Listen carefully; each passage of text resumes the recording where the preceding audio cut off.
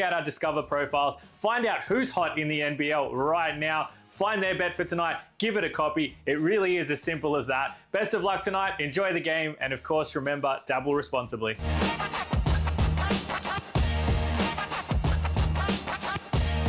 You win some, you lose more. For free and confidential support, call the number on the screen or visit the website. Saturday night hoops, and we've got a double header coming your way. We tip it off with pride in the heartland. The Southeast Melbourne Phoenix, with the highest scoring first half ever in the 40-minute era, have cemented themselves as contenders for the chip, one that would mean a first for the franchise. Ian Clark looking to continue his fire form in his 100th game in the league, whilst Jack McVeigh and the Cairns Taipans play for pride and the opportunity to spoil the Phoenix fun. Action between Schofield and Andrews and Marcus Leaf. Oh, Johnny Hunter with a vicious block to Sobey. He's got a one-two cross court. Sobey soars to a hoop. Tosses it into McVeigh. Back to the basket. Spinning, shimmying, and scoring. And he's open. Why not? Three more. Why not? Three ball hit for Glover.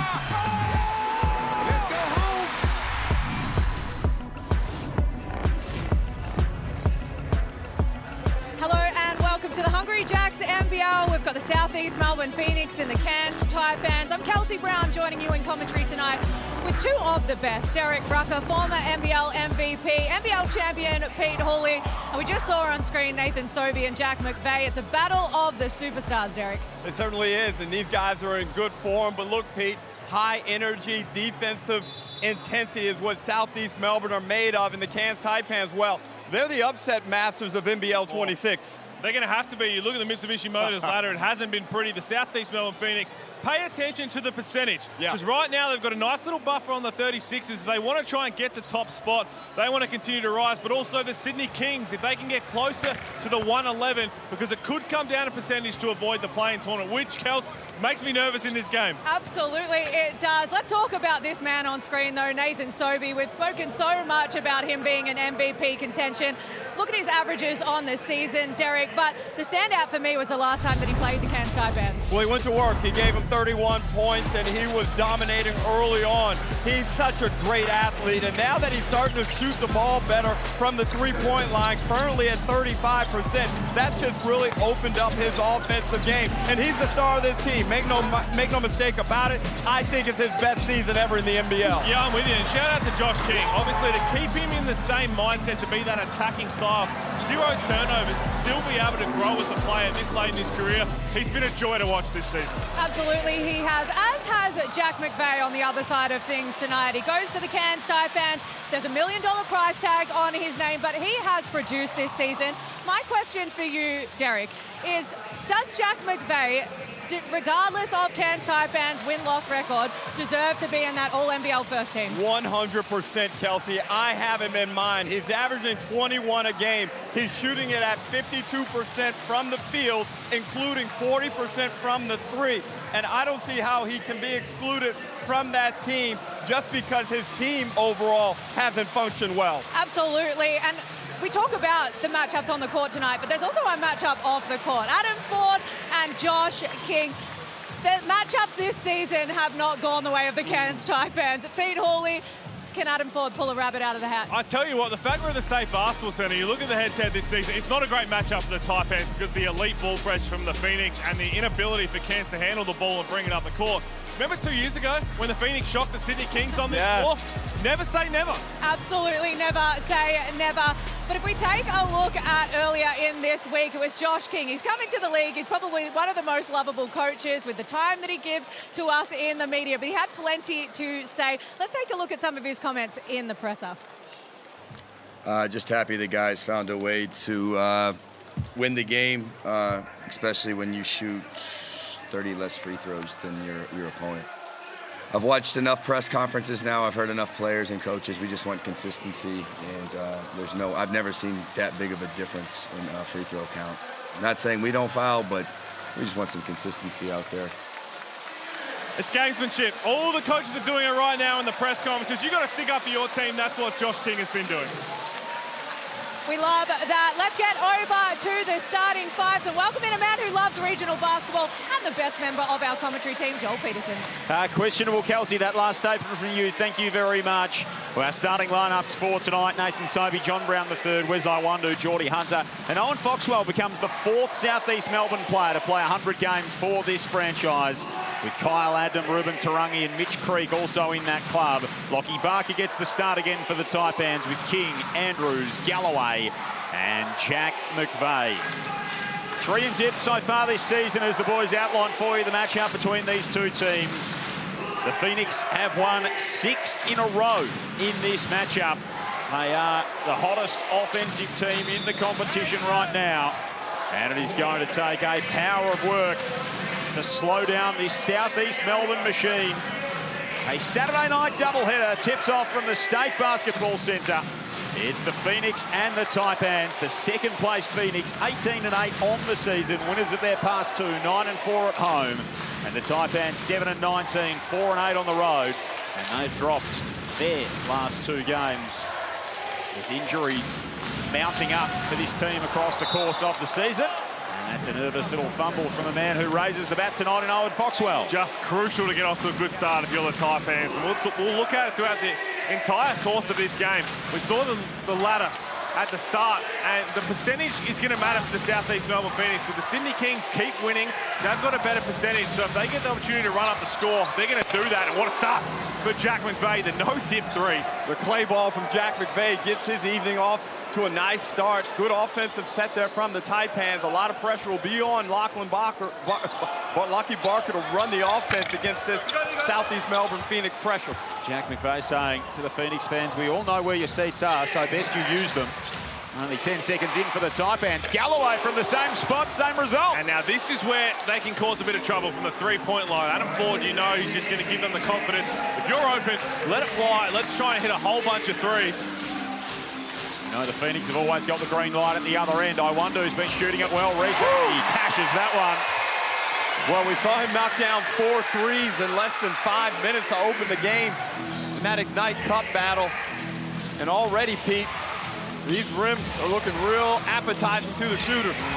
Wesley Iwundu shooting 47% from 3 in his 3 games coming into this one. McVeigh outside, Galloway again. No good that time. A different test than Jack McVeigh usually faces. John Brown III, best defender in the competition. Oh, really? They're going to have to really get after him with some screens, trying to open him up. Sobey rises up from the mid-range. That one takes a lap of honour. It's going to go back in the tropical coloured Cairns uniforms in their Hoops Fest studs again tonight. Well, they've been away since Hoops Fest. They've been on the road. Played in Perth after Hoops Fest. They've come straight here. And look, in this game, there will be a lot of broken play, a lot of playground-type basketball, and the Taipans will have to excel when that opportunity presents. He outlined so astutely in the pre-game, a lot of the Phoenix's strengths match up with Cairns' weaknesses, as Foxwell with a straight rip on Jack McVeigh, scurries up the other end, and one for Foxy. Right away, the Phoenix generating offense from excellent defense. As we look at the Amy replay, he's so good with his hands. Owen Foxwell creates the contact up off the glass. Harm and one. What a season he's having, Owen Foxwell, alongside Nathan Sobey. We've got one youngster's career just beginning, and Nathan Sobey still peaking so far into his career. They're a match made in heaven on the basketball court, and they've shown that in NBL26. Owen Foxwell, the Bulleen Junior, not far from where we are here in Wantirna. He always gets a rousing reception from these fans, and no exception tonight. Sobey took the gamble, couldn't come up with the result. That's Lockie Barker. That is his name. It's not the Jeopardy host that Ruck called him just a couple of minutes ago. Wesley Iwundu from outside, can't hit. Here is Lockie, or Bob, as he's also known. Barker puts it on the floor. He's getting that straightaway 3. That won't fall. Sobey put a little bit too much juice on that. Well, they're trying to play quick, no doubt about that. And already 10 shots taken. Playing it by far and away the fastest pace in the league over the last month, the Phoenix. We saw the Wildcats give them some trouble when they ramped up the pace against them rather than getting on the back foot because of the pressure. Here's Nathan Sobey delivering some pressure. And the Hawks here too did much the same.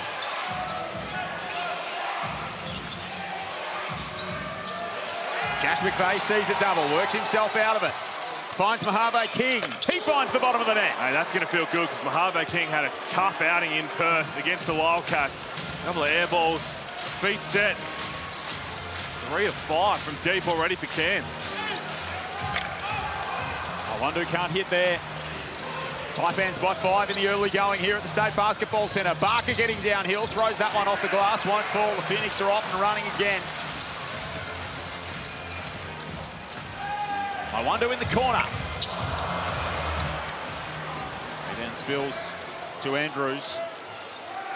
0-4 back on Thursday night. Mojave King against the Wildcats. So I better start for him here. This will stay with the visitors.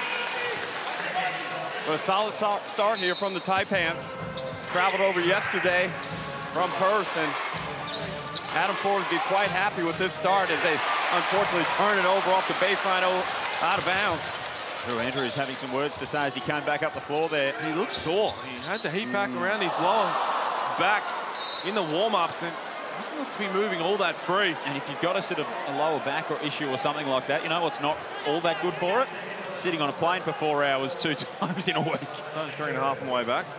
And Pete, you're right. Just watching him walk, he just a step slow, doesn't he? Doesn't look loose.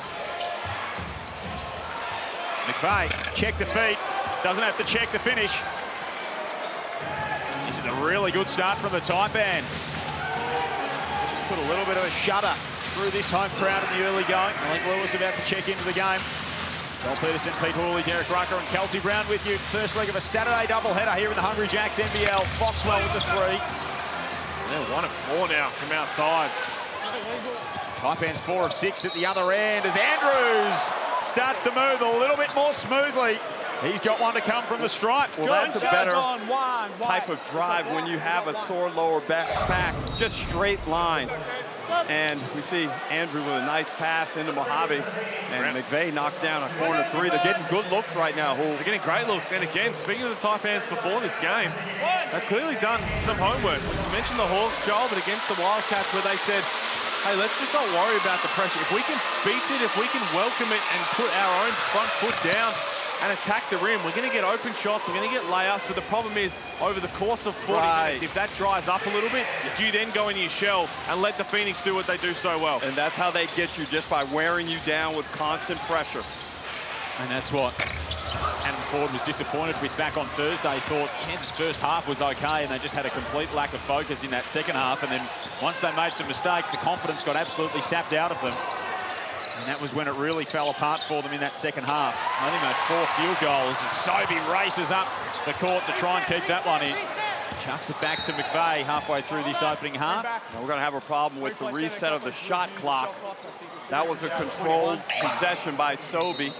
So Cairns up by 11 in the early going. Let's check in with Cal's courtside. I'm not surprised with this effort from the Cairns Taipans. Had the pleasure of talking to Drew Andrews before the game, and I said, look, playoffs are out of contention for you guys at the moment. What have you spoken about that you're playing for? And he said, we're here to spoil the party for other teams. If we can't win it on our own, we want to come out and make sure that we make it hard for other teams. So that's what they're playing for today. Thanks, Cal. It's a bit like when you invite Pete. Just puts a dampener on things, right? Yeah, certainly does. And you didn't have to. Hey, 20, it's going to 21, not 19. 21. That is outrageous. Right, you got 5 to get it over. I tell you what, he brings his best for a regional venue, though, doesn't he, JP? I don't bring it often. He goes from 5'8" to 5'9" in a regional venue. As long as I'm not standing next to Jesse Edwards, as Mojave King knocks that one in from outside, and Josh King is not too pleased with that. Well, the Taipans are 5 of 7 from deep, out to a 14-point lead early, and they've been able to look after the basketball. This is the perfect start for a team when you're playing the Phoenix. Tangerine timeout. Taipans up by 4. Of course, a couple of milestones for the Phoenix tonight. Ian Clark is one of them, and he was reflecting on his 100-game journey in the NBL when he caught up with Kels pre-game. That's been great. Not knowing where my journey would take me coming my first year being in Sydney. But I think, from that first season, obviously winning the championship was the biggest thing. But coming back and being a part of this league the last 4 or 5 years, it's been great, and I'm enjoying every second of it. I'm sure it's love for every club that you've been at, but you find yourself here at Phoenix. You know what winning's like. You've won a chip. Does this team have the characteristics of what it takes to win a championship? Oh, for sure. I think one of the biggest things that championship team that I've been a part of, that everybody gets along in the locker room. I think having the chemistry, guys enjoying each other's time, company on and off the court, only makes us pull for each other. We got a selfless locker room. Guys don't care who get the credit. And I think that's part of the DNA you have to win.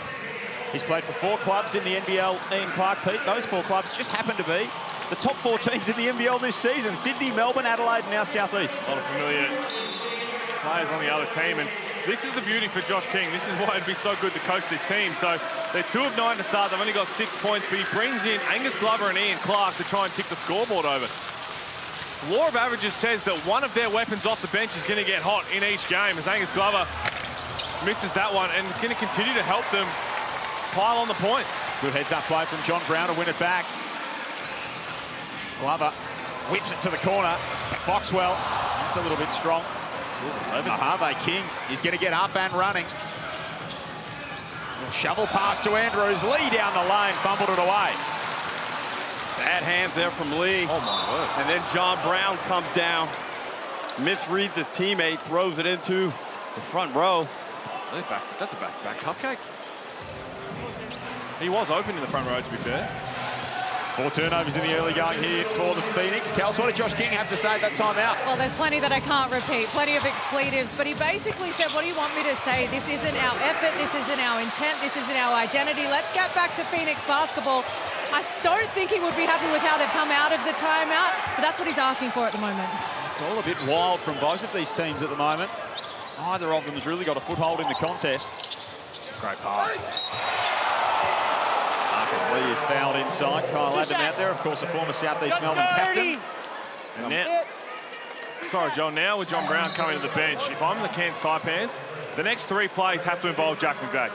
You get the ball in Jack McVeigh's hands, not just for a pin down trying to get him open and let him make some offensive plays himself with the ball in hand. But this is a great start. And Ruck, there's always this little seed in your mind as a player. And we talk about this every time we see the ladder, we see 2nd versus 9th, and the way the Phoenix have been playing, the way the Taipans have been playing, where you come in as a player thinking, if we just show up 25-30% of our best, we should get it done. You'll never openly admit it, but there's just that seed that you're a better team, and clearly they've come out and been punched in the mouth.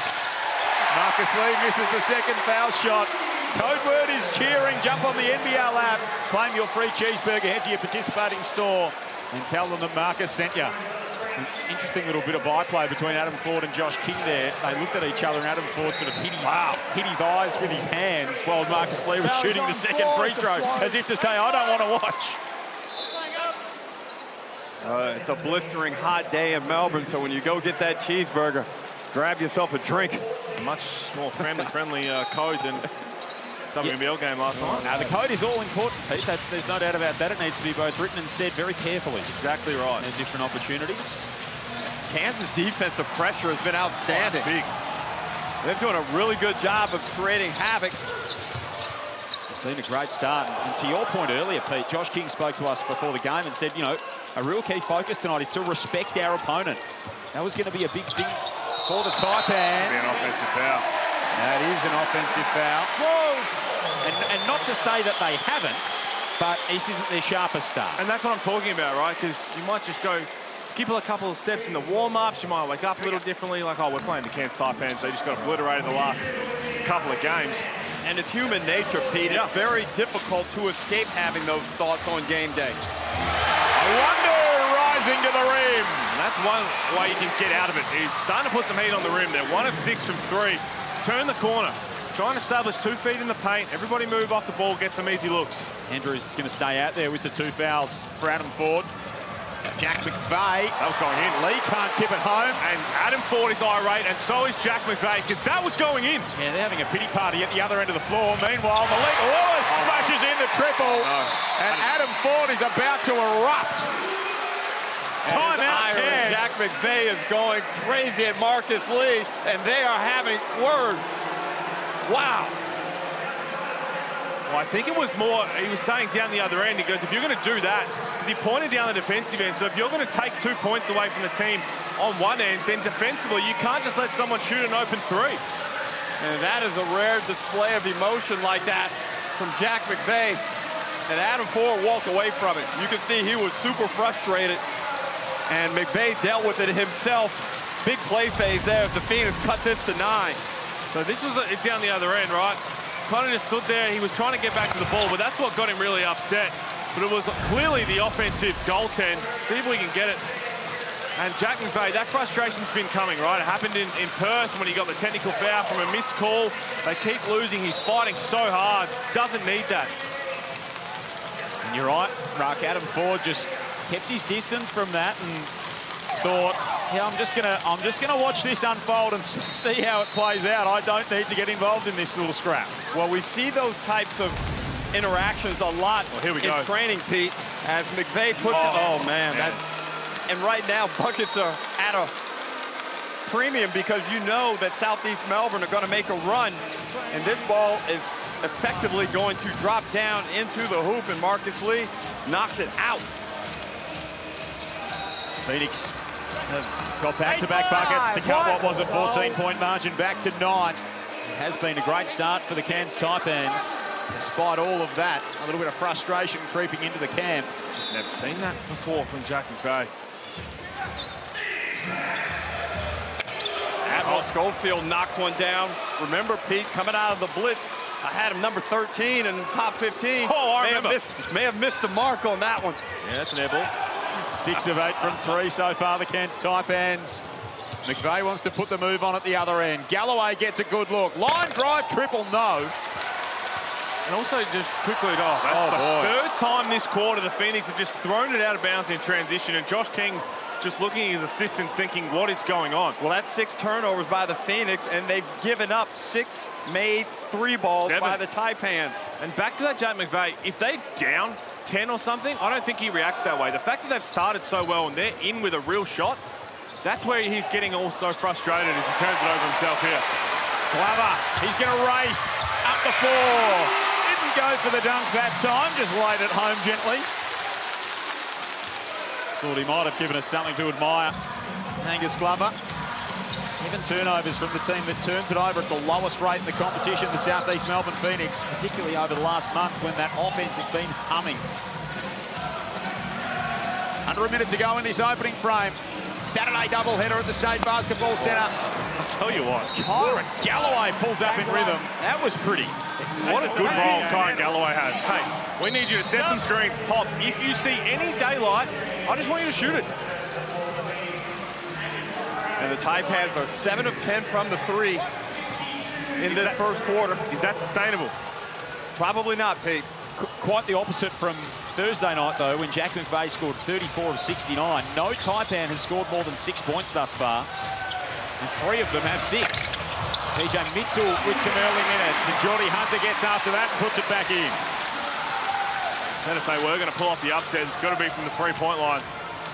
But I believe we can talk about the 7 3-pointers made by the Taipans, but only 15 points by the Phoenix is the more surprising statistic. Phoenix haven't trailed by more than... Oh, this in an opening turn, TJ Mitchell and Galloway getting acquainted, and Mitchell's gone down a little bit sore. His quarter-time lead for Cairns this season is 12. It's at 11 right now. See the replay of DJ Mitchell. Well, he didn't really elevate. It looks like he's grabbing for that hamstring. Oh, yeah, he got black eye, didn't he? Yeah. One shot here. Elliot!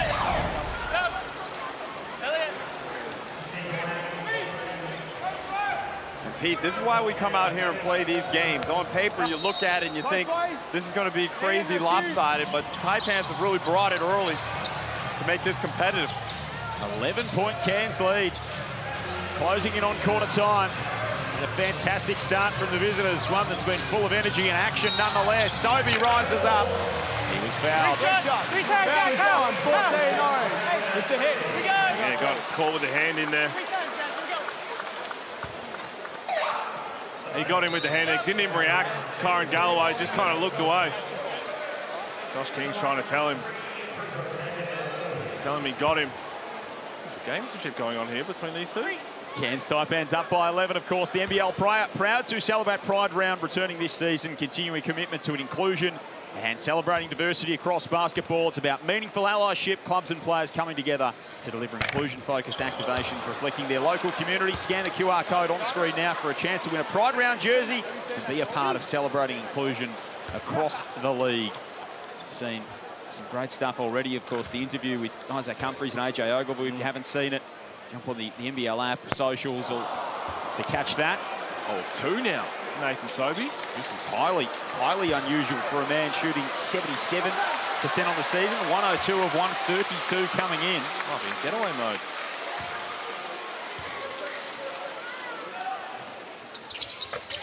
Splashes the third in. Just got things back on track with that third free throw. 10-point margin, 4.5 remaining. King, Adam, Schofield, McVeigh and Galloway here. Who gets the last look at it? It'll be Admiral Schofield for 3. That doesn't go, but it is a double-figure margin. The way of the Cairns Taipans at quarter time, they have come out blazing against the Southeast Melbourne Phoenix. They lead at 26-16 at the end of 1.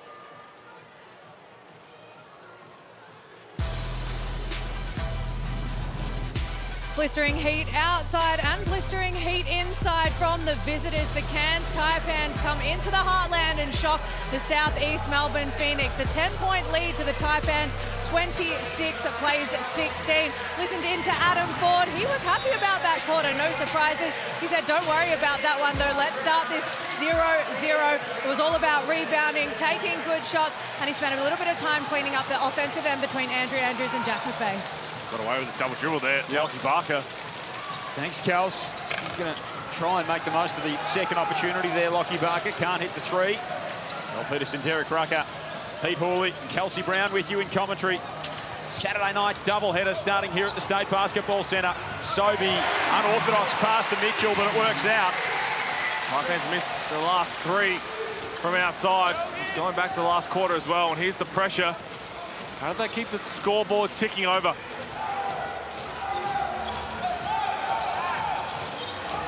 Haven't even gotten into their offense yet, and single digits on the shot clock. Lewis doing a fantastic job defensively. Now Brown's disrupting things.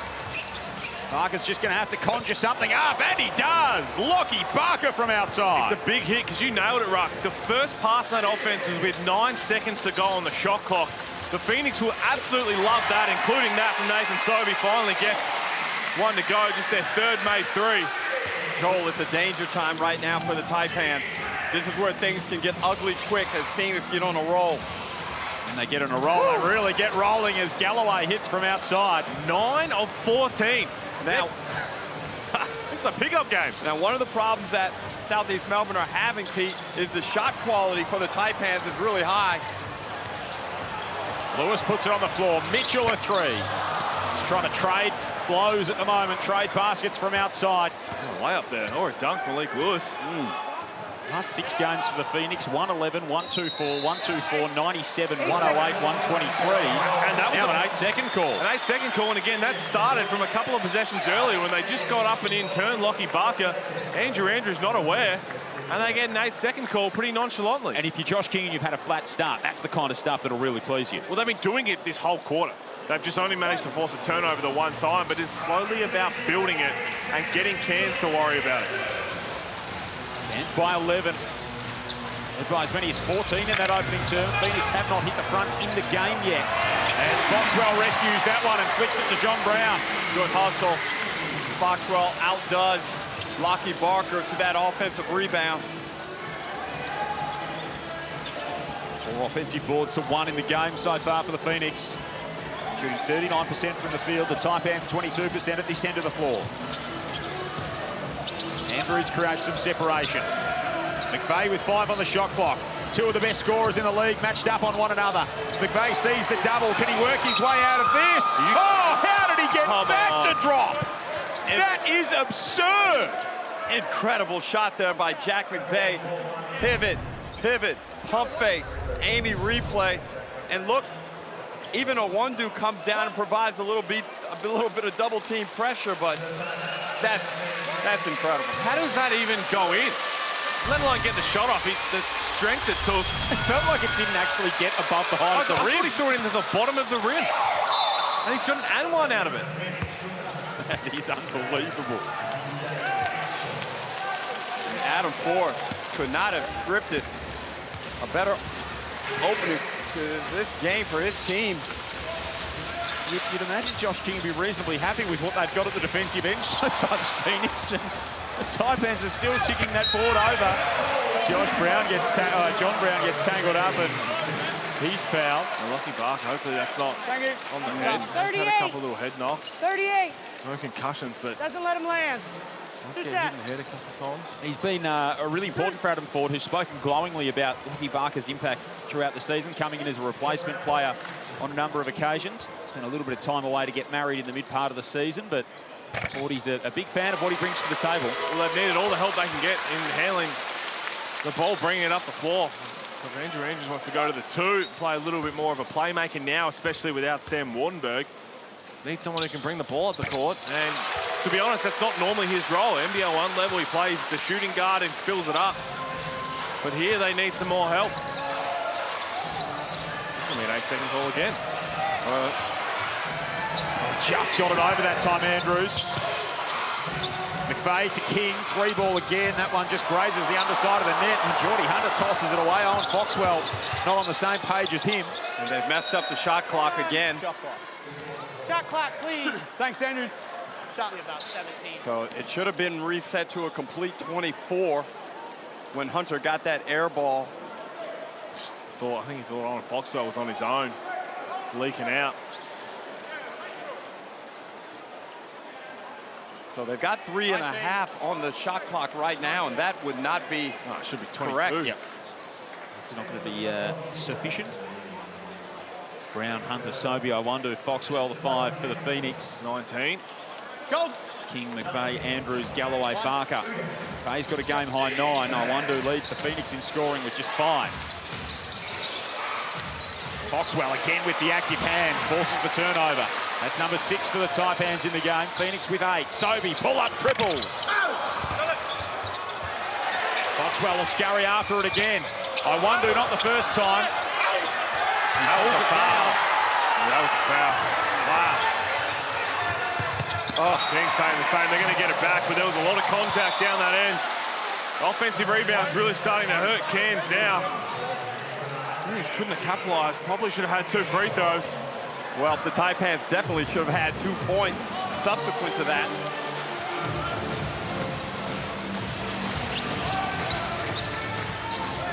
Phoenix back on offense here, down by 10.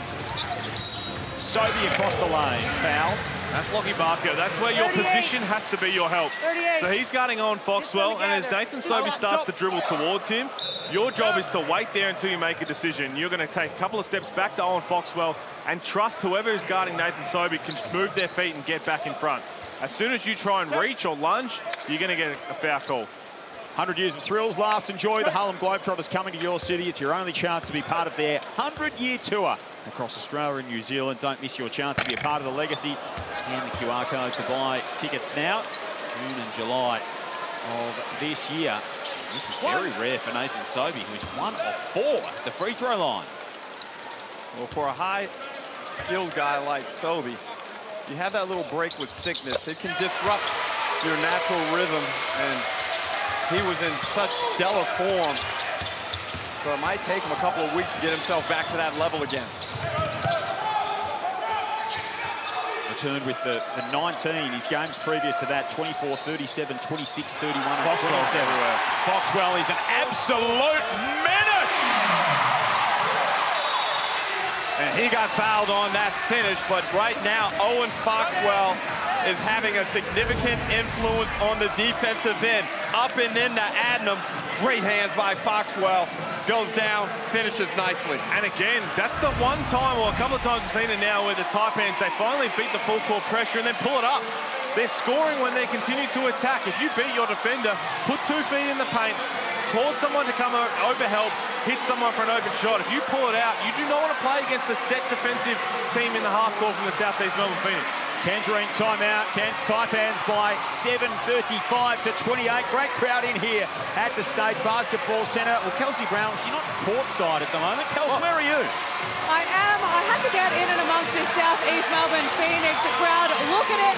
It is their last game here of the season. It's another sellout, and they really come out in force. It has been such an advantage for the Southeast Melbourne Phoenix this year. This is their practice court. This is where their administration works out of as well. So it really is a home hub. Are you enjoying the game? Yeah. We've got massive crowds here, massive fans. We love it. And Pete, you said to me before the game, does it really get this loud here? Is this as loud as it always is? And I can tell you, the Southeast Melbourne Phoenix fans absolutely rival the loudest in the league. Oh, Kelsey, as so eloquently put, yeah. Very verbose from that youngster, wasn't it? I'm just glad that Kels didn't get clocked by anything they were throwing up into the crowd. They're throwing the little tangerine. To be fair, most clubs now have reinforced the clappers. We used to have a few clapper incidents. They've reinforced them. The last thing we need is more clappers on the floor. I feel like if the little tangerine man came Kelsey's way, he'd have the sharp hands to be able to latch onto it, though. Now the Taipans have to find a way to get Jack McVeigh going again. Here's Adams from the corner. He's having an almighty struggle this season shooting the ball. Indeed he is. At the other end, Marcus Lee with a good defensive play. 1 of 21. Pete Hooley. And his teammates, Kai Ladnam. Oh, what? McVeigh with the skyhook. He's pulling out all the tricks. What is this guy? Well, if the structure won't get it done for you, you've got to take matters into your own hands. And McVeigh got to hunt more shot pool. He's only put up 5 shots, and 3 of them have been something you might see from the Globetrotters later in the year. Iwandu can't hit. Hunt to the offensive rebound. Adnan pokes it away. That's offensive rebound number 6 for the Phoenix so far in the game. Yeah, there's extra possessions, keeping the Phoenix hanging around. And I mean, that's their MO, isn't it, Pete? Well, that and then push the pace in transition. And this could be out to probably 15 points if they didn't have those extra possessions, because Cairns, their half-court defense hasn't been terrible. Mind you, the Phoenix have missed a lot of open threes. They're 3 of 13. But sometimes you need a little bit of luck.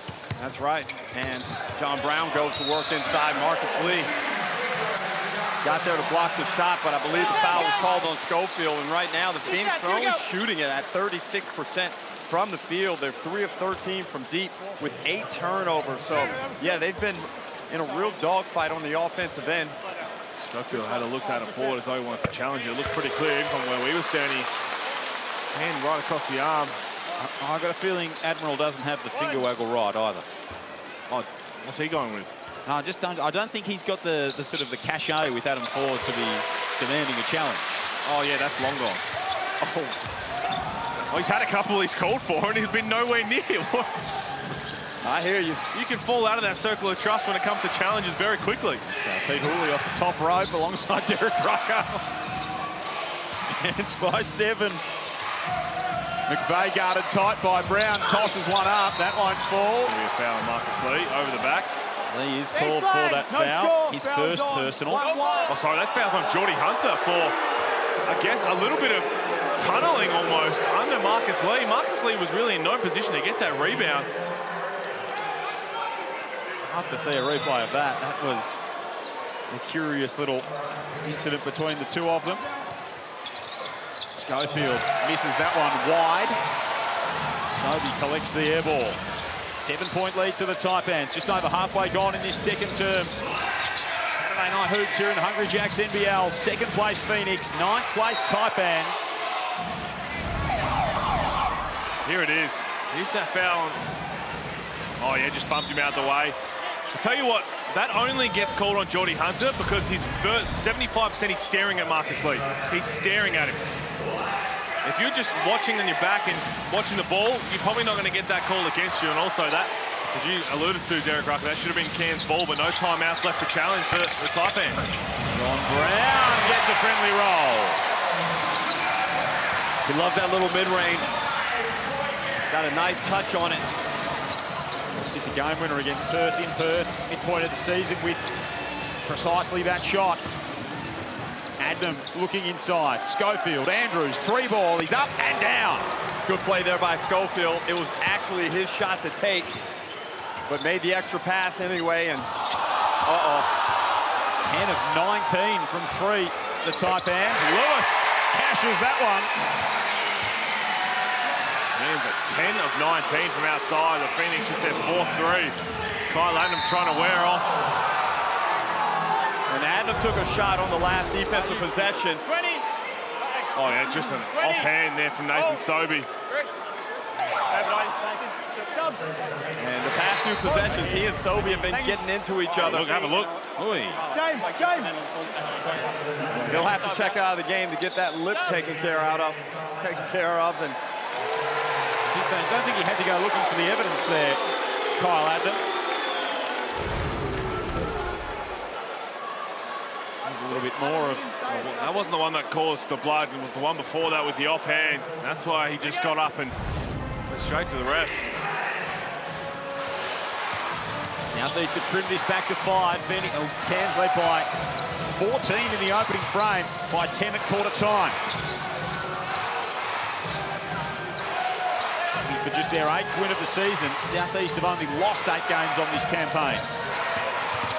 Such different positions in their respective seasons. Andrews makes his move. He's fouled by Owundu.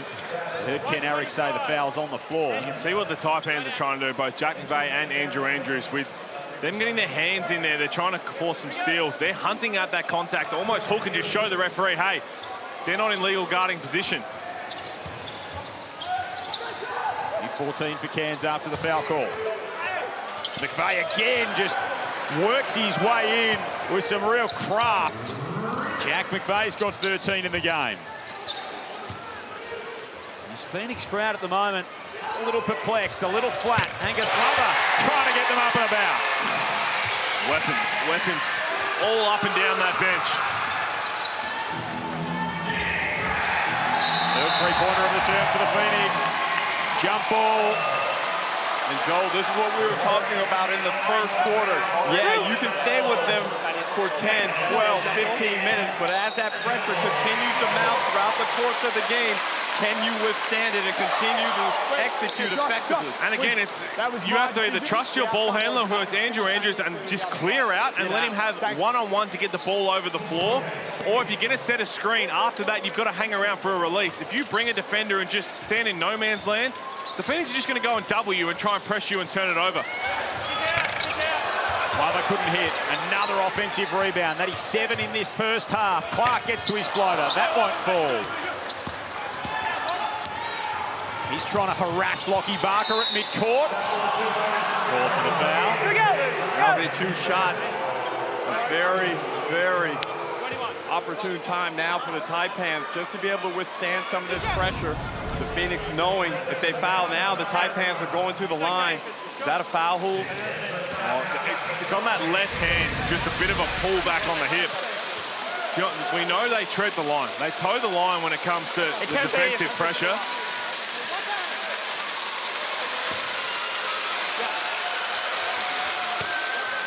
But it's a fine line then for Josh King to say, hey, we've saw what Owen Foxwell does. Just elite, getting in there with the hands, deflections. John Brown's the same.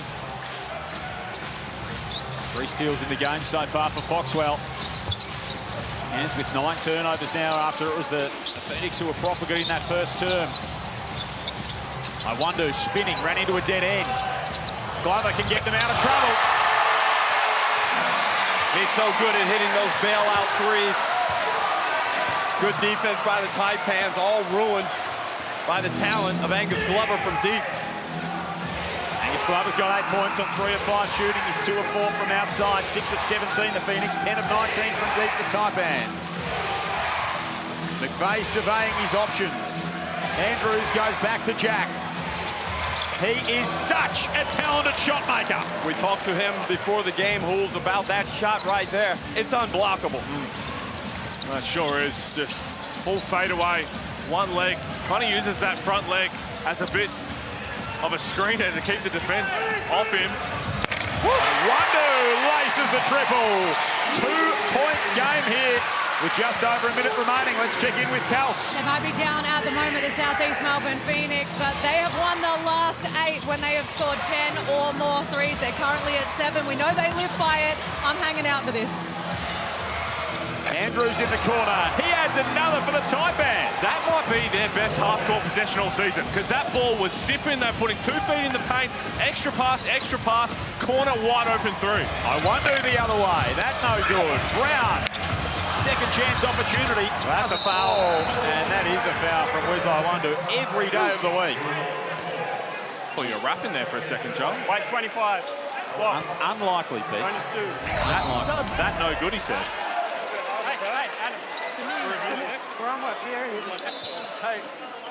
So let me review that last play.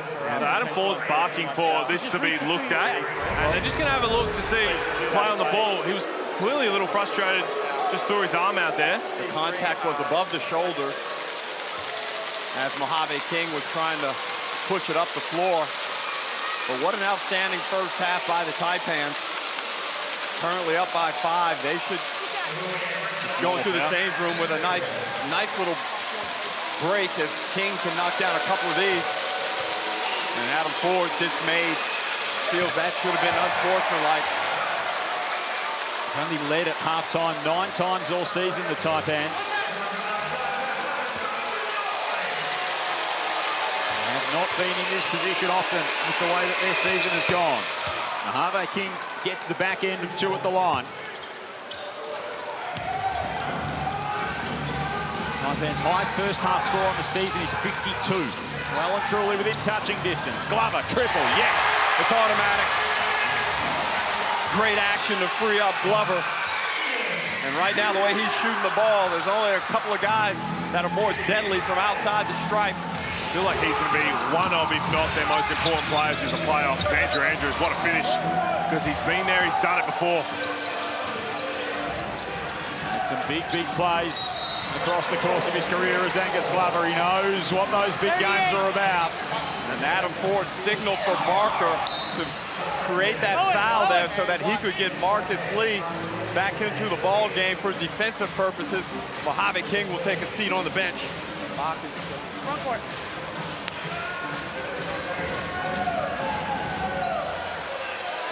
Seconds tick away in this opening half. The Taipans have hand up. had a real surprise here. Foxwell leaves it up. Foul is called.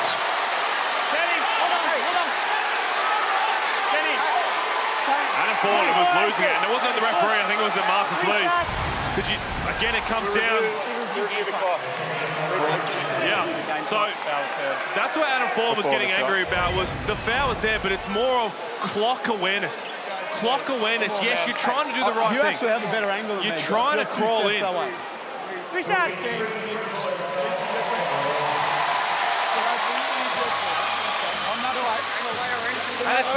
can't see the shot clock when he's closing out. This specific play. We got to review the game plan. Yeah, but you can't just walk on the floor. It has to be a warning of some sort. He had the open.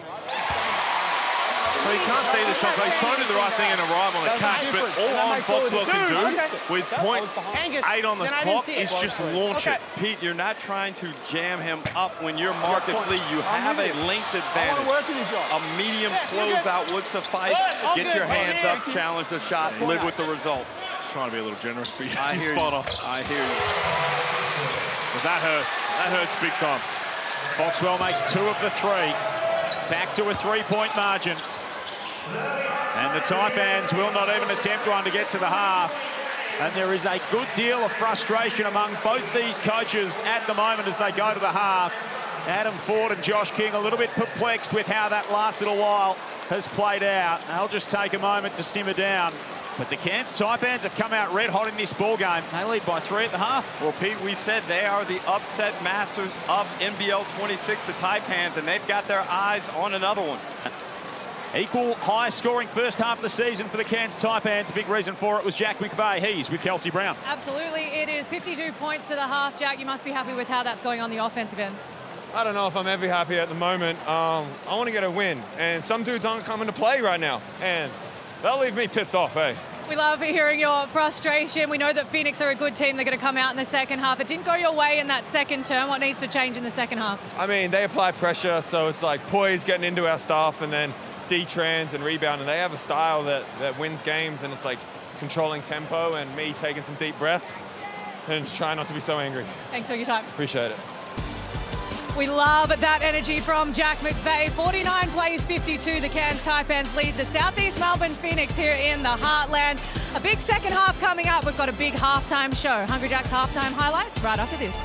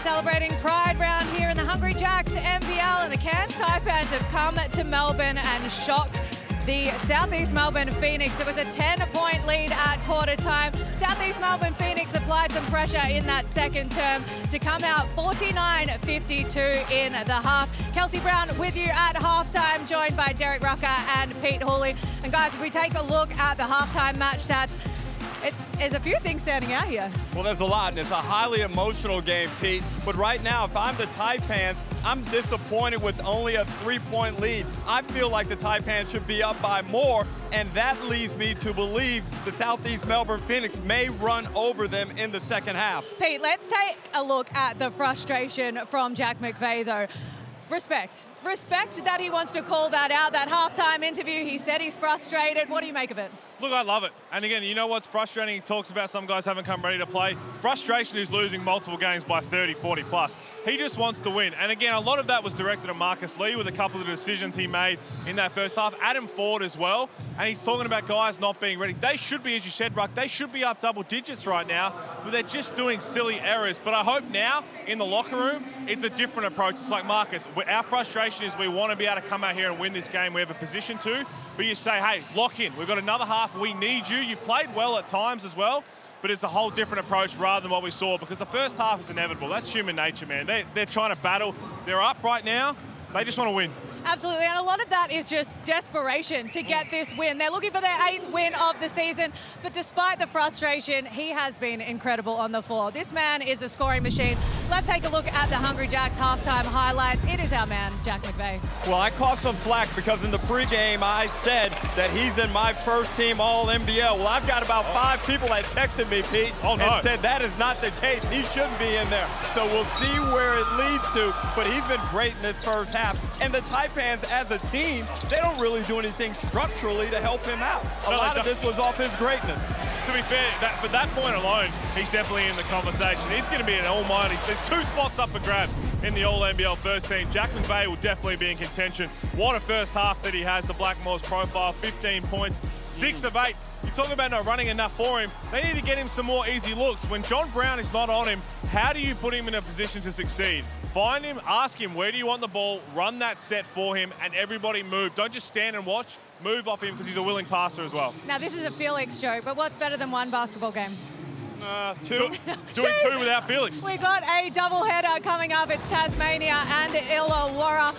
And the big news out of there is Bryce Hamilton, season-ending ACL injury, so he is out of this game. The Jack Jumpers and the Illawarra Hawks coming up after this second half of basketball. Don't go anywhere. Big basketball coming up.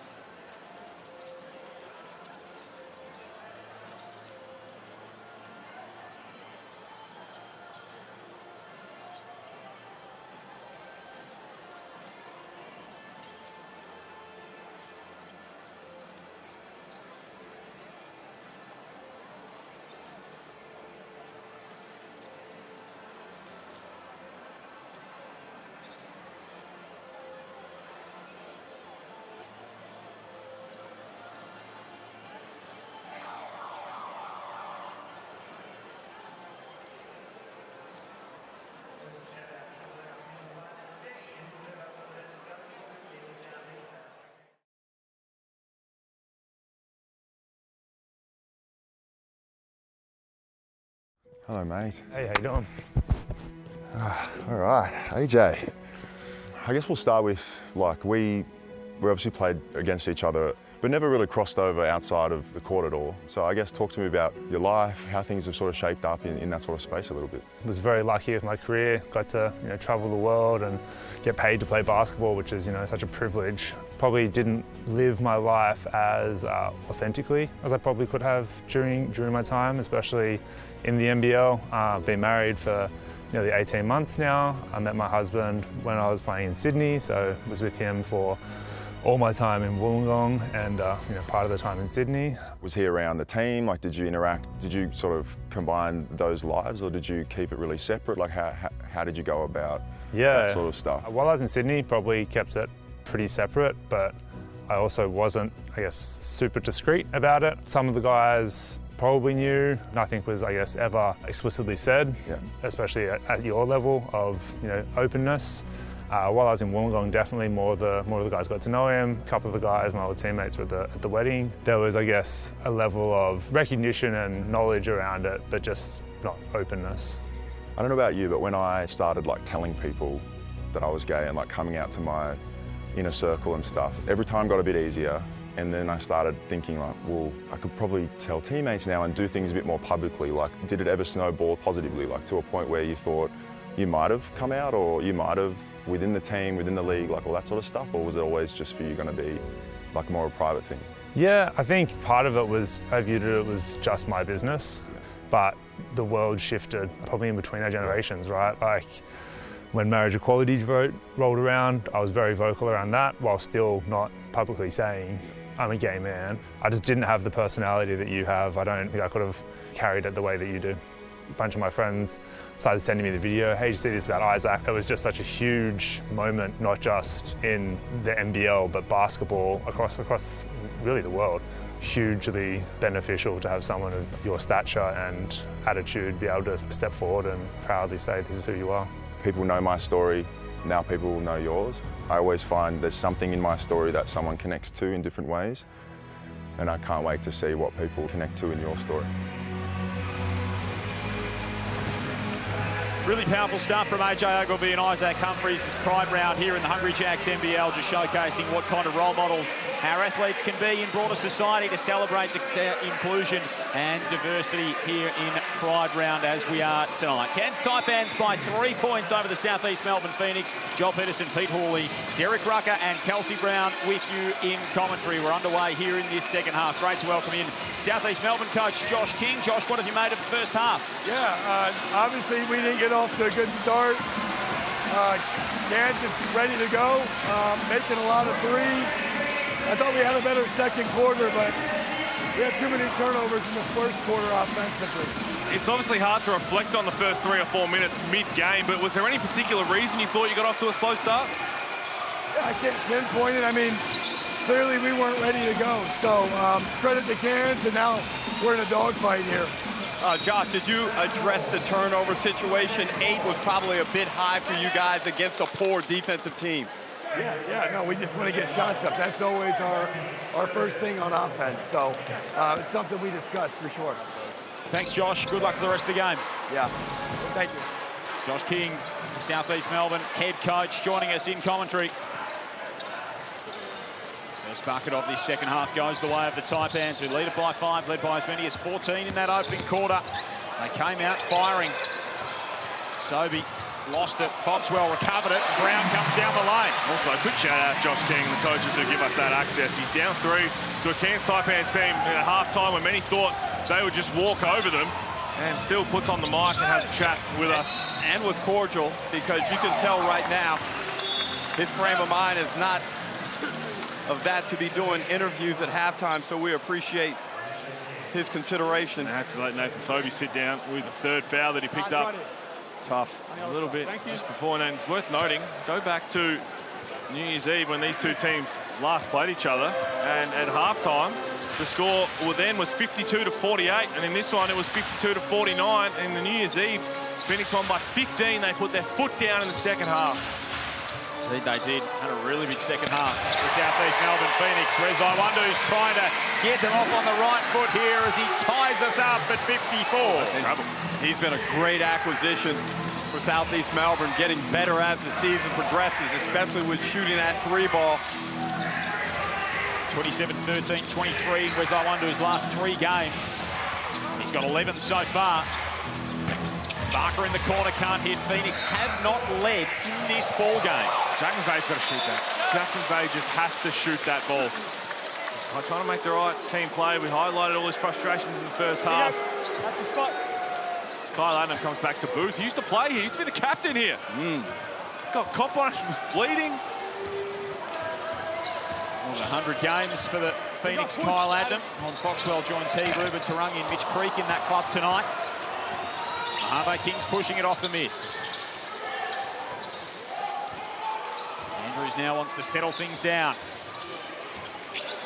Guarded by Hunter. You like the matchup. Puts it on the floor. Across the lane. Geordie got a piece of it.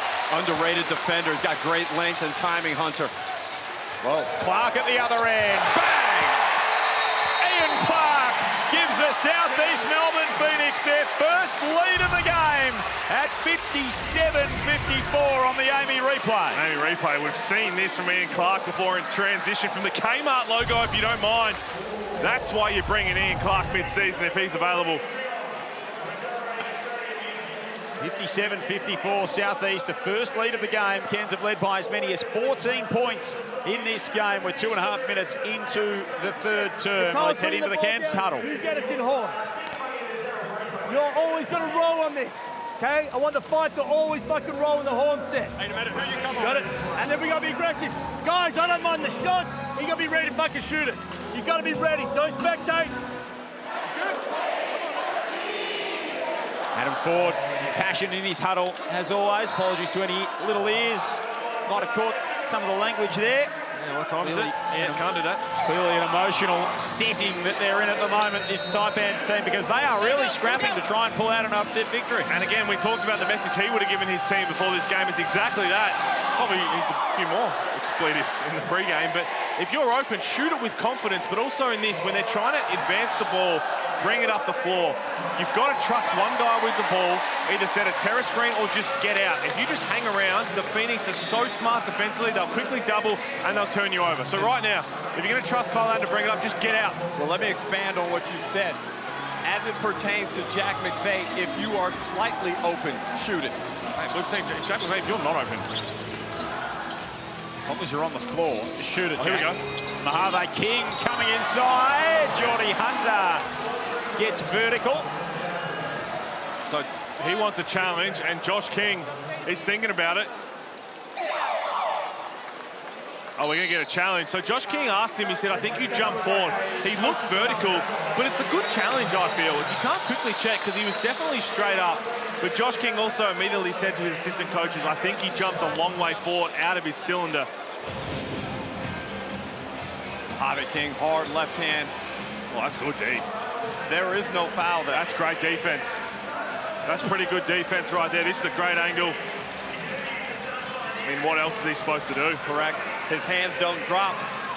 And textbook big man verticality. Yeah, the hands stay straight up. It's a good challenge.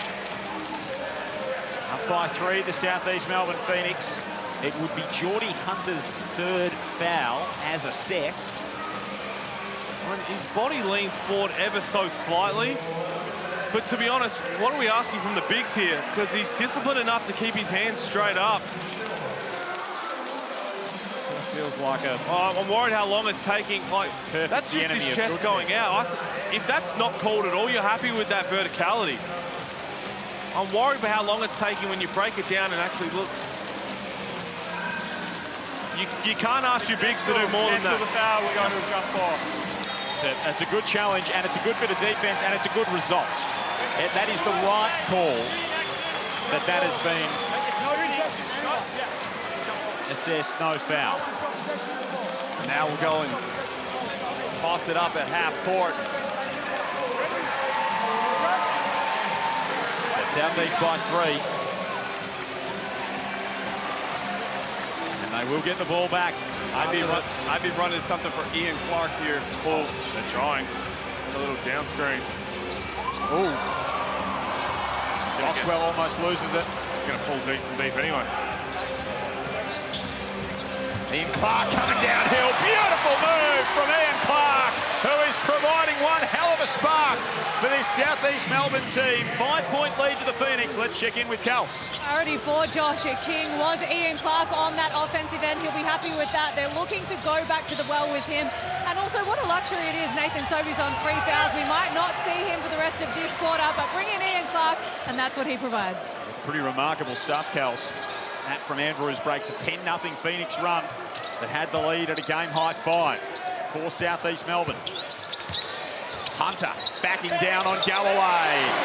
Some real strength matched with finesse from Geordie Hunter. Old school post move there by Hunter.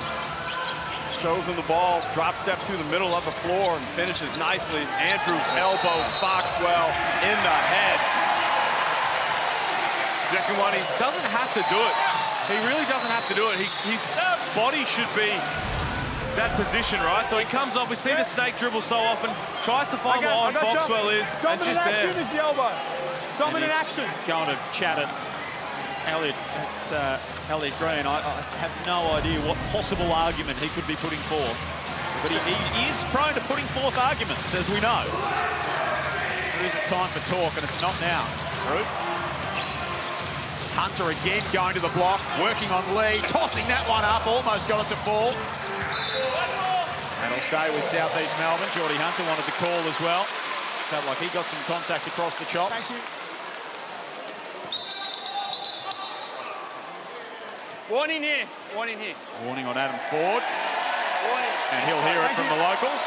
Well, the Taipans need to stay emotionally regulated, not get carried away. Ian Clark high off the window. I mean, they're spoiled for choice, right? It was Glover in that second quarter, and now it's Ian Clark. Nathan Sobey, your MVP candidate, has to sit out with 3 fouls, and you bring in 2 champions off the bench. Adnam in the corner. Still can't buy one. And things get tough for the Taipans. They are not an athletic basketball team. And when they're facing the length and the size and the athleticism of this Southeast Melbourne Phoenix outfit, it can get really difficult in moments like this. And they just keep bringing bodies into the lineup, Hool. And again, that's a good look for Kyle Adam with 1 of 23 on the season, Joel. 1 of 22 now. Came in 1 of 20. 0 of 2 so far. Either way, Pete, it's not all that flash. As Lee gets a hand on Iwando. I mean, we're splitting hairs with 1 of 22 or 1 of 23. Yeah, he's a much better shooter than that, and they're wide open. And again, not only are they struggling on the offensive end a little bit now, it's dried up. Defensively, there's just so many breakdowns. Well, the communication was ineffective there between the Taipans players, and they leave Iwando with an easy path to the hoop, and Marcus Lee tries to come late and commits the foul. Just on Kyle Adnam, so 245th game in his career. He's a 32% three-point shooter for his career. This isn't a guy who can't knock him down. No, a lot of it you'd have to be between the years. I said I was teammates with him in 2018. Just a phenomenal set feet shooter. He's got his feet set in the corner. Just knocks it down. Always has. Great free throw shooter. But when you're playing irregular minutes, it's difficult to establish any type of shooting consistency as Andrews gets to work. That might be the weirdest part of it all is, so he's 1 of 22 from the three-point line as Andrews gets inside. He's 14 of 14 at the strike. Yeah, he's a fantastic free throw shooter, but I think a lot of it is also the shots he's getting is wide open. And they are just wide open shots. McVeigh into the straightaway triple. That's going to be on Malik Lewis. Jack McVeigh in and out. It's also their defense is much better than Taipans when they score. When they score and can actually get set up, guard who they're supposed to be guarding, talk about it, they seem to be able to get stops. If they take a poor shot, a miss or a turnover, and they're all mismatched, they just break down in communication. 16-6 in this quarter for the Southeast Melbourne Phoenix. Taking the lead by 7. Jack McVeigh, Barker, Andrews, nice ball movement. It's fizzing around for the Taipans. Andrews can't finish it off. I've got it off to you. Fly ball. And last touched by Marcus Lee. Andrews probably should have shot that first one in the corner. Brown's closed out really well. Nathan Sobey's about to check back in with 3 fouls. I'll tell you what, that's Josh King understanding. This is a 7-point game. Sobey can just stay out of foul trouble, kick the scoreboard over, push the pace. If they can get this to 12 points, 13, 14 points, the game will be over. 5, 2 and 4 so far for Sobey. 1 of 4 from the field. He's MVP contender. Led the way for the Phoenix all season. Driver keeps it alive. Brown, Sobey. May with the rebounds. He's got 5 now in the game to go with his 15 points. Andrew Andrews, 15 points, 6 assists, but 4 turnovers as he muscles his way in again and pushes another 2 home. He's been really good. He has his moments, right, where early on where he's struggling to look after the ball. Had to play to look to score when Sam Wardenberg came out. Had back-to-back 13 assist games. So when he's composed and understand the frustration of being on this Cairns team, as Glover knocks it down, he's been very good. You're right, Pete. In this game, he's got 17 points, 6 assists. And he always has an impact in the games he plays. Sometimes, as you mentioned, things can get a little bit erratic, but he's improving as the season goes on. I feel like I've got to give an asterisk to anyone who gets erratic with a team that's gone through its injuries and keeps losing. That's true. The way they have been. Yep.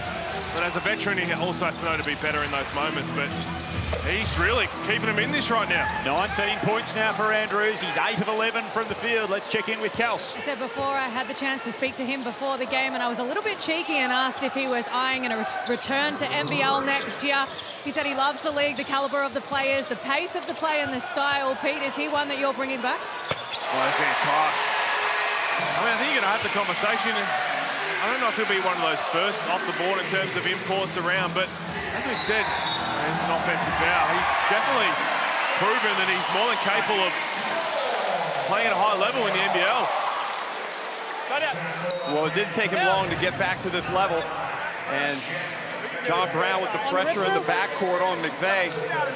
McVeigh swings through. We couldn't see from that angle. But something tells me John Brown isn't a faker. Well, why is Jack McVeigh the one having to bring the ball up the floor?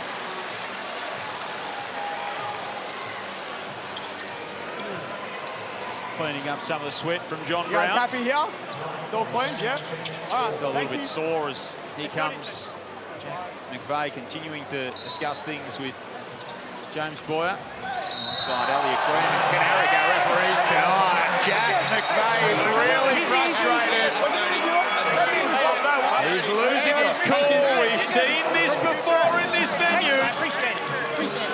And Angus Glover wasn't having it. And if I'm Adam Ford right now, I'm just giving him a quick breather. Just sit down. He spoke about at halftime. He said needing to take some deep breaths. Normal foul. I'd like to review for excessive contact. And that'll probably get looked at. And in theory, you're right, Pete. But given the context, and right now, with the Taipans really struggling on the offensive end, they've only got 10 points this quarter. That's no surprise that's going to be upgraded. You're right, but if I'm now, there's a break in the play, I'm 40, I'm calling him over saying, do you need a breather? Do you need to just have a little settler? The frustration, and it's not just frustration in this game, it's not frustration in the last game where he had 34 and the team struggled. It's not frustration, any of that. It's just a combination effect of the whole season. A lot out of their control, a lot in their control. But just has to kind of rein it in now. Yeah, and it feels like the kind of situation where some kind of intervention is required. That's what I'm saying, right? You can't just let this simmer away. Plus, when you are the captain or you are the elite star player, there's a certain level of emotion that you just can't go to. Now, he already did it one time. It's got to stop. We've had a couple in this game, right? That's Ian true. Clark just taking over this third quarter. He's back. And he's back in a big way, Ian Clark. 13 points, 5 of 6 from the field in game 100. Ian Clark is absolutely lights out. I mean, it's unfair. It's unfair. You bring Ian Clark in, you bring Angus Glover in, who's got 16. He's got 29 combined off the bench. After they got 43 on Wednesday against New Zealand. Well, it started for Ian Clark out at Hoopfest. He went for 27 in that game against Adelaide. And then midweek, he came back strong again. And then a very strong performance right here. He's 5 of 6 from the field, 3 of 3 from deep. It was the first time in his NBL career that he had back-to-back 20-point games, and he's eyeing another one to go for 3 in a row. Southeast Melbourne by 14 at the Tangerine timeout. 2:36 remaining here in this third term. Massive day of hoops coming up tomorrow as well. It starts in Sydney. Pink hoops, what an occasion it is. A double header at the Q, so the Flames are in action before the Kings and the Adelaide 36ers. Kendrick Davis comes up against his old mob, coming off a career-best 40-point game on Thursday. And then we head out west for Perth and Melbourne. It is a super Sunday of hoops in the Hungry Jacks The NBL. ramifications are massive, and I'll tell you what, the Pink game, if you are in Sydney, get along and support that. 14,000 tickets sold already. Yeah, it'll be a sellout. It'll be really special. It'll be an emotional occasion as well. Yeah, it will. It'll be a really special day, of course, after the passing of Tiana Mangakahia. Since the last time they celebrated that event, so it's going to be a really special day of hoops tomorrow. It all kicks off 2:30 Eastern Daylight Time. A massive doubleheader, and of course, a big game to come tonight. Tassie and Illawarra. Illawarra, the door's open. With the injury news to Tasmania. Do you really trust Illawarra to put 2 feet in front of the other to walk through the door, though? Well, I mean, you don't need to trust them as much as you needed to a week ago. And the raw talent is there.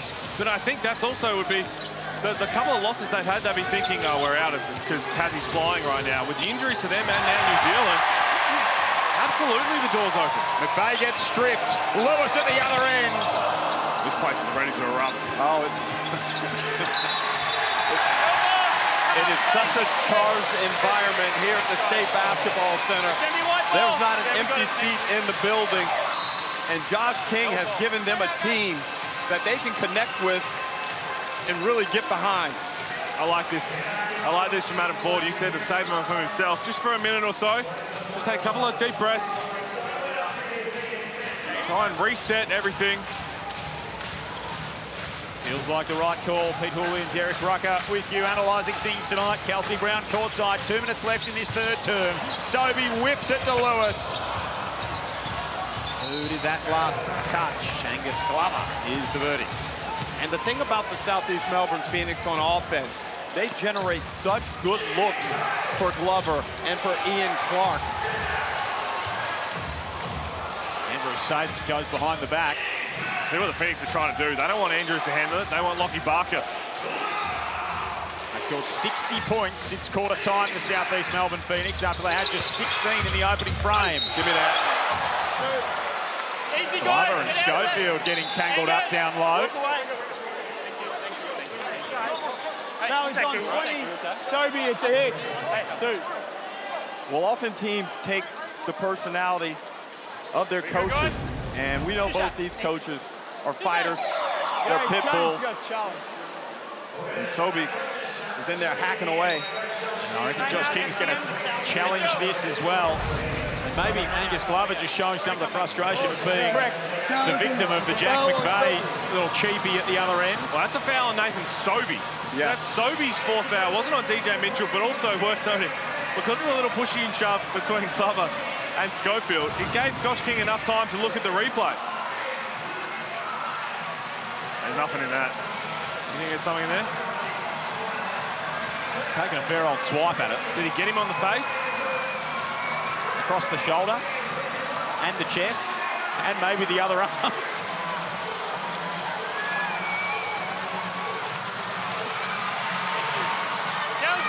Unsuccessful challenge. It's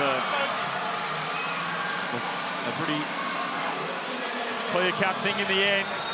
So that will be Nathan Sobey's 4th foul. Just 5 points tonight for Nathan Sobey. And again, there's probably a bit of karma too, because there was a long time between foul call and challenge. And I think we need a bit of a shot clock here, Rob. I think we need, hey, once we've made a call, you've got what? 7 seconds? 10 seconds to be a bit generous? 10 seconds sounds about right. Because in the way basketball is and the way the game functions, players can walk away from free throws. They can delay so easily. Saw Kyle Bowen try to do his shoes up earlier in the season, but you could also, just like that, you could have a bit of an argy-bargy with someone.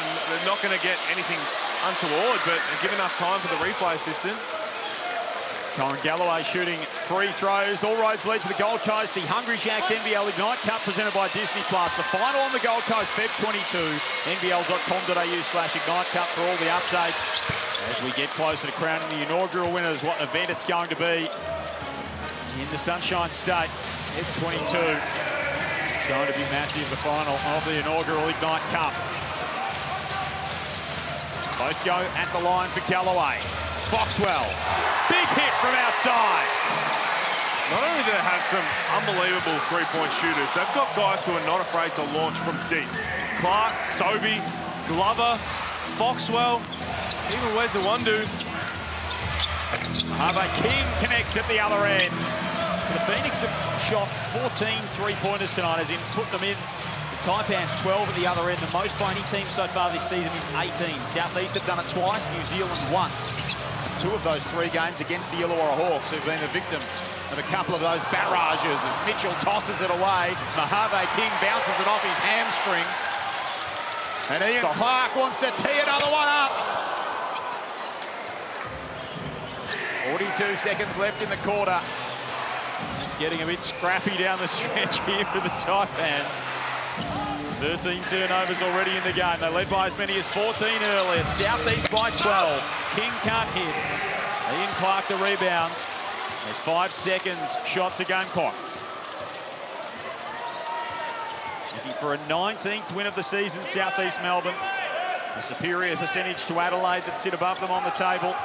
Adelaide and Sydney, such a crucial matchup tomorrow in that top 3. Mitchell puts it on the floor. Push shot will fall. Just a dominating third quarter by the Phoenix. 32 points ruck in this term. And they have taken a commanding lead into three-quarter time. Trailed by 10 at quarter time, by 3 at the half. They now lead by 14 with a quarter to play. It's the hosts 81, the Taipans 67.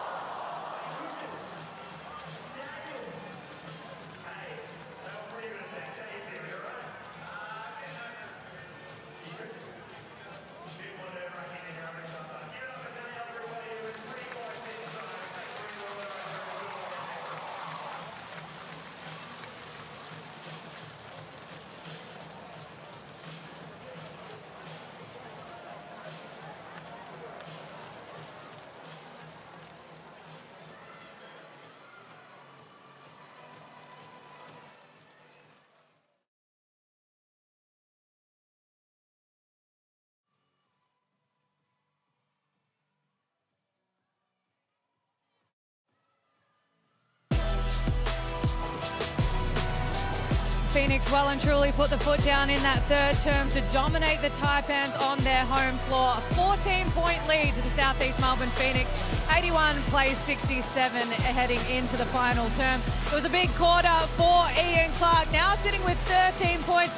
And boys, if you look at the stats, 39 bench points for the Southeast Melbourne Phoenix, plays 3 to the Cairns Taipans. It's quite the discrepancy, Kels. Firepower that these two teams have got in reserve in stark contrast to one another. That's a nice start to this final term as Andrews lobs it into Galloway. His 8 assists. Very good, Andrew Andrews. Third in the league in that category per game. Glover from way downtown. McVeigh pulls down the rebound. Got 81 points on the board, with Nathan Sobey having 5. Yep. That's just the depth and the talent that they have, but also the confidence each player has. He's only got 6 single-figure scoring games as a South East Melbourne Phoenix player. Nathan Sobey, as Jack McVeigh banks that one home. He will go to the line to add the bonus. The kicker to that is that Nathan Sobey has not had a single-figure scoring game this season. His lowest is 12 in any game. Jack McVeigh has probably, I think he's hit 3 of the most ridiculous and ones.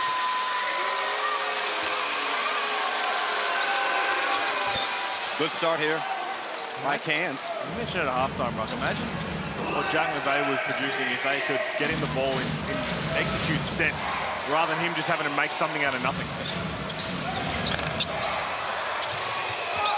Galloway taps it out only as far as Boxwell.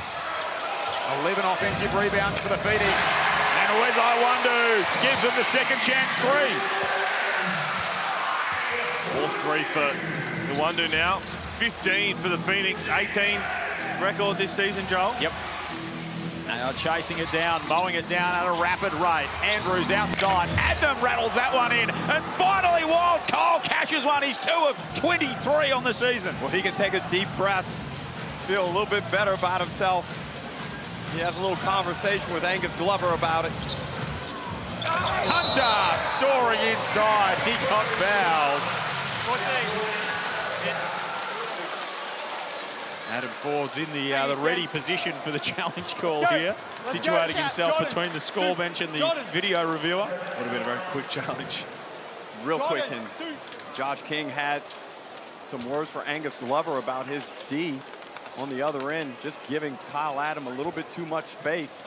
When you look at the composition of this Phoenix team pool and the types of teams that have won championships the past 2 seasons, all had good depth. Different guys that could score and outstanding on the defensive end.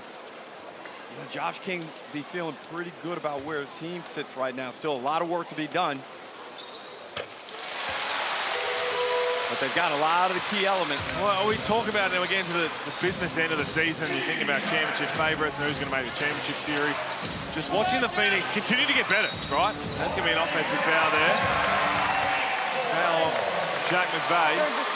It's not going to be easy to beat this team 3 times. Because of, if you might keep Sobey quiet like you had one game, and then it's going to be Ian Clark and Angus Glover. Or one time it's just going to be Glover going on. Well, we saw the depth, and now we got Adam Ford and a bit of strike. Coach, I'll come in a second. He's trying to talk to him now, calmly. Adam, what's that? Right here. Yes. So, what I'm saying is Ian Clark ran into Drew, right? With all the illegal screens they've been doing, with John Brown just rearing into him, and that's the one that gets called for. Yeah, they called an illegal screen all game. Backcourt. Backcourt. Backcourt. He's heated up. Here's Adam Ford. It has been a tense environment tonight, State Basketball Centre. Been a long road trip too. You've been away from home since they went to Hoops Fest, stayed in Perth. I know they brought their family over there. A couple of poor results. So clearly frustrations. And, I got no issue with the way he was just talking to the referee there. That's normal for a coach. And Jordy Hunter catches Kyron Galloway asleep. To be fair to Adam Ford, it was a reasonably salient point. We haven't seen that call all game. Whether that one was there more than the others he was mentioning would be up for discussion. And this second half comeback would be pleasing Josh King. But something more pleasing, 28 assists for the Phoenix on 28 field goals. Speaking of pleasing, Ruck, the NBL's teamed up with Disney Plus to give you the chance to win one of 10 12-month Disney Plus standard subscriptions. Download the free NBL app via the QR code or at nbl.com.au/app. Follow the prompts to enter. It is that easy. You can get your binge on, as well as watching everything via ESPN on Disney Plus. You do a postseason top 15? Oh, yeah. Do you? Are you kidding me? Oh, wow. You know what's up. Starting to prep low-key. Marcus Lee thrashing that one down. He's had a bit of everything tonight, Marcus Lee, the good, the bad, the ugly. That's his first field goal, 1 of 3.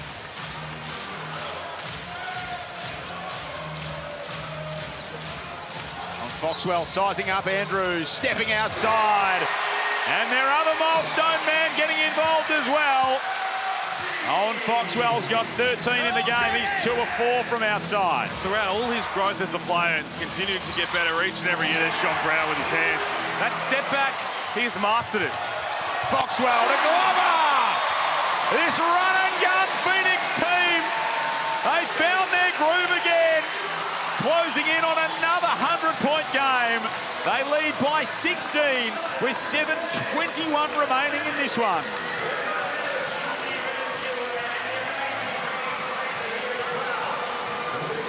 Glover's got 19, Iwundu 16, Foxwell 13, Clark 13, Brown 10.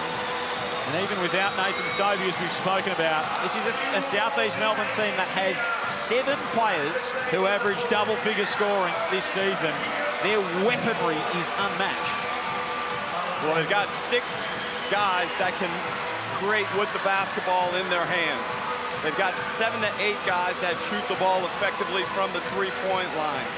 The breadth of their talent is greater than any other teams in the competition, and the playing style is so unique that I'm not sure other teams can prepare for them during the week in a way that can assist in winning against the Phoenix. Because of that, I just don't see a team being able to beat them 3 times. Absolutely. Lead by 16 here. They're doing some special things on the offensive end, the South East Melbourne Phoenix. It all starts at the defensive end on the AAMI replay with John Brown. Foxwell lobs it into Glover. And they are up to 93 points. They've scored 15 times over 100 this season, the Phoenix. They are 14-1 in those contests, averaging more than 100 a game. And their offensive rating, their offensive efficiency over the last month has been absolutely off the charts. Brown trying to reverse that lob home, couldn't finish. See the numbers there on your screen. It is pretty reading on the offensive end for the South East Melbourne Phoenix. Jack McVeigh from the car park. That one won't fall. Al Peterson, Pete Hooley, Derek Rucker and Kelsey Brown with you first in the Saturday night doubleheader. Tassie and Illawarra, a vital game in the postseason hunt still to come. And a massive Sunday coming your way as well. Sydney, Adelaide, Perth and Melbourne. As Iwundu makes a pretty move inside. The confidence he's playing with is a real problem for the rest of the league. And his length, his ability to get on the basket and stretch to defense. And then got freed up from the screen from Lee. King tosses it to Marcus Lee, who had Iwundu all up in his business. And the Phoenix win it back. Defensive tenacity is just unmatched. And again, so often when we talk about how they toe the line of physicality and aggression, getting their hands in, they're allowed to do that because Josh King is saying, I want you to get right to that line, and if we get enough foul calls, if you've got to sit down for a game, it doesn't matter. Because have a look at this, Angus Glover will come in if someone else gets in foul trouble. Then it's Ian Clark, Foxwell got. They have so many different guys where on other teams, if one of the stars gets in foul trouble, it changes the whole way that they play. They lead by 18 points. Clark down low looking for Barker, mate. They've still got the feel of a bit of an upstart about them, the South East Melbourne Phoenix, but they took the champions to 3 games in the semi-final series last year. On the floor. You got it. Go ahead. Oh, but this is a different team altogether. I mentioned a bit earlier, but trying to play them in a 5-game championship series when there's a chess game between the coaches, but just any one of these stars on the bench, on the floor, can beat you. I mean, that's sort of part of what I mean, is they feel so much better than they were last year, and they still did that at the end of the season. Yeah, but part of that also is Josh King was good last year. He's great this year. Yep. And that's familiarity with the league, him being more comfortable what he's trying to do. McVeigh gets on his left hand, gets the and-one. And also, the off-season of getting the talent that he wanted, missing, and then correcting. Yeah, going back to a couple they missed out on, but they're just firing all cylinders. And we keep talking about all the guys that can beat you on the offensive end. what's going to win a championship is on the defensive end. It always has shown that in the NBL. And they are elite at that, and they're elite at pushing the boundary. They push the boundary of what's okay physicality-wise. But it's not a switch. They don't just flick it mid-game. They haven't flicked it mid-season. They've done it. And they don't back it off. They don't pull back. Oh, there's no let-up. He's got a game-high 21 at the other end. I wonder who matches him with that triple.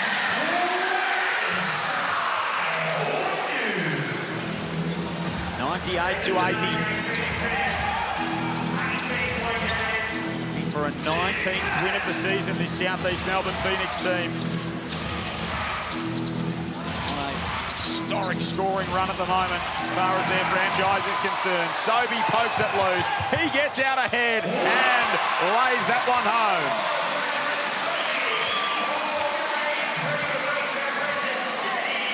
And for the 16th time this season, the Phoenix raise the bat. A scorching day here in Melbourne. It's been a red-hot performance from the Phoenix after quarter time as Schofield kisses that one off the window. Let's give a shout-out to Andrews. Sorry, Ruck. 11 assists. Yeah, he's got the 5 turnovers, but dealing with this pressure, it's really good the last few games. And he didn't look good at the start of the game. He looked really sore, so full credit to him for showing up and being really productive. Phoenix with 17 three-pointers made now 2, Pete, so 1 away from that season high by any team. Oh, they're going to get it. They'll get 20 at this rate because, again, we'll try and get the live ladder up. The percentage between them and Sydney may come into play. Andrews with a really tough move inside, wanted a call, and now he just goes and stands with the spectators at the other end. May as well stay down there now. Ian Clark's going to hit one and say, cherry pick this fruit, see if they can get it to you at that end of the floor. So they were 3%. They were 3% behind the Sydney Kings at the beginning of this game. And Sydney keep winning. Sydney are trying to get to second spot. Phoenix obviously have their eyes higher than that. That's going to be 2 free throws here. But you just know that the NBL, the way it is, back end of the season, someone gets separated by percentage. Is it going to be between 5th and 6th, 6th and 7th? I'm not sure anymore. But the second spot, if Sydney are rolling the way they are, we talk about a powerhouse right now. They look tough to beat. But you don't want to fall into the play-in coming up against a red-hot Perth Wildcats if they keep rolling, rather than just getting to a semi-final series. They've already made up a percent. Their best interest to blow this out as much as they can. Well, not only that, JP, sorry, Bryce Cotton's shot looms huge. That could have been top spot up for grabs. So they came in at 108.6. They're 109.2 now. So the better part of a percent so far from the Phoenix. It is tough. It is tough to close the gap this late in the season, but all they can do is name 1-2. Schofield gets that to go, and the problem for them at this stage is that with every point that can score, because the scores are so high, that the percentage gap sort of respectively will shrink a little bit. Schofield to add the bonus on the bonus. Can they get another opportunity? That's Cairns' ball. It should be Cairns' ball. Looked like it came off Ian Clark. It's going to be jump ball as Elliot Green was almost running into Josh King. So it's going to be a Southeast Melbourne ball. Phoenix have the Wildcats in a late game in Ignite Cup action on Wednesday. Cairns next assignment. Tassie at home. Ian Clark with another. Terrific action. A couple of phantom screens. Sobey does a great job in setting it up and kicks it over to the red-hot Clark. Now got 19. And again, this game is over, and here comes Angus Glover, who doesn't want to miss out on the fun. He's having a good smile to us. Why not? How could you not with the way they're playing at the moment? Said they'd hit 20 threes, and there might be more than that. There's still 3 minutes to go. Once that tide of Phoenix momentum starts going, it is so hard to turn it the other way. And even when they're not playing well, Josh King has the luxury of just throwing different bodies out there, different lineup, playing small or playing bigger. Ian Clark coming ready for a little Spanish action here for Ian Clark. Franchise record 19 three-point makes in this game for the Phoenix. DJ Mitchell from in the lane. Racking up the numbers on their way to a potential 115 120. And that's back-to-back franchise records. They tied it in their last outing with 18. They set it with 19 to get to a new high watermark from outside tonight. They started 2 of 9. They started 2 of 9 from outside. Lockie Barker is going to go to the free throw line. So they're 17 of 29 since then. He's absolutely outstanding shooting. They're 50% on the night.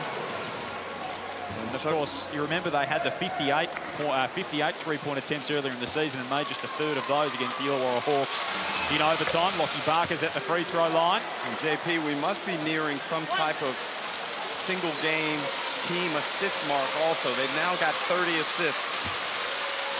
Right, I want to go back because this game is going out of hand. So you're all NBL first team? Yes.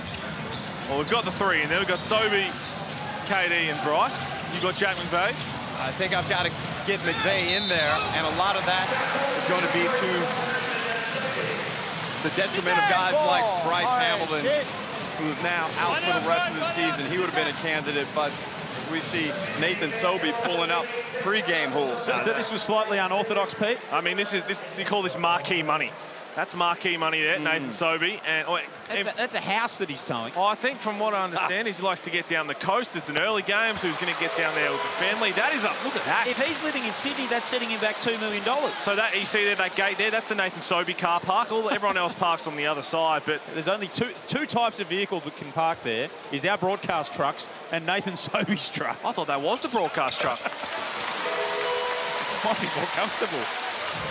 And again, we're only 7. A little jealous, to be honest. Looks nice, doesn't it? Do you reckon we can hit your ride? Mate, I think the whole stadium could. That thing's massive. Have a party in there after the game. Come back to Nathan's place on wheels. I don't think I'll let you off the hook here, Ruck, with your last spot either. Oh, no. I'm ready. Oh, boy. Adnan tosses that one into the crowd. Far away. So, the last spots are difficult. Doolittle. Yeah, I've got Doolittle in mine. Zylan Cheatham. This is going to really irritate people, but he's played really well. Maybe the injury's going to hurt him.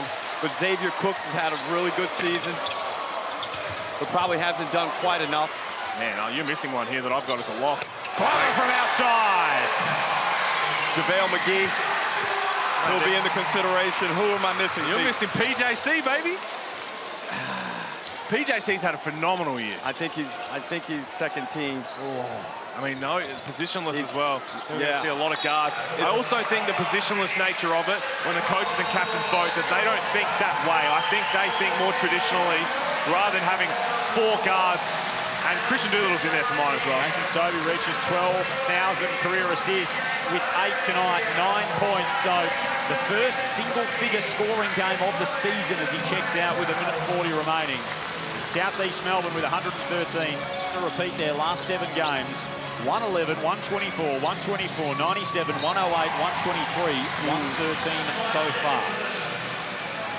The numbers are eye-popping, eye-watering for this team. And I know they're playing against the Cairns team that they shot themselves in the foot at times after starting the first quarter and then first half so well.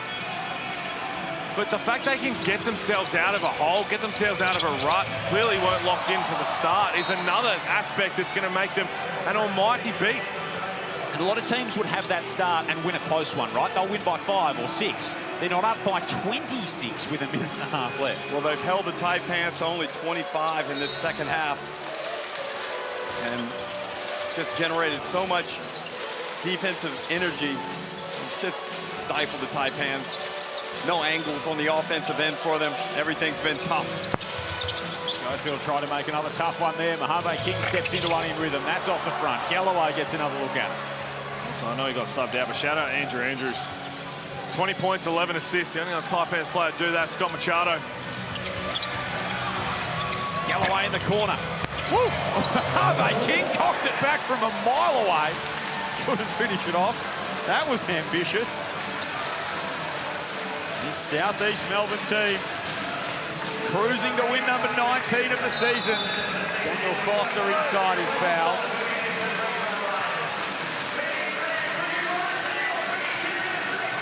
.74 points in the first half on Wednesday. It was a 40-minute record by any team. It is extraordinary what this team is doing. got 64 in the second half here, make it 65 as Foster hits from the line. You know, the Phoenix, they're exciting to watch. They shoot the ball fast, they play fast, they shoot it from deep, and they play hard. They're almost in the appointment viewing category in the NBL now. Galloway coming downhill, lays that one home. He's had a really big second half of the season, going into free agency. Another 15 points for Kyron Galloway. He's in really good form as DJ Mitchell caps it off with a nice three. Got one more left in him too, Joel. Yep, they're not done yet. And they'll keep pushing for that all-important percentage peak. It's a 28-point lead at the moment. Schofield, that's offline. Galloway recycles it and pushes it home. Here it is, they've got one more in him. Rosendale, he'll get a look at it. Only signed a matter of days ago.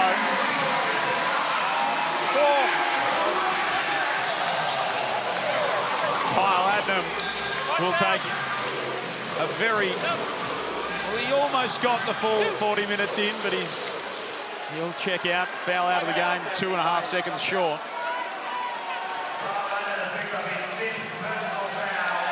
He did hit a three tonight, Kyle Adnam, so just his second of the season.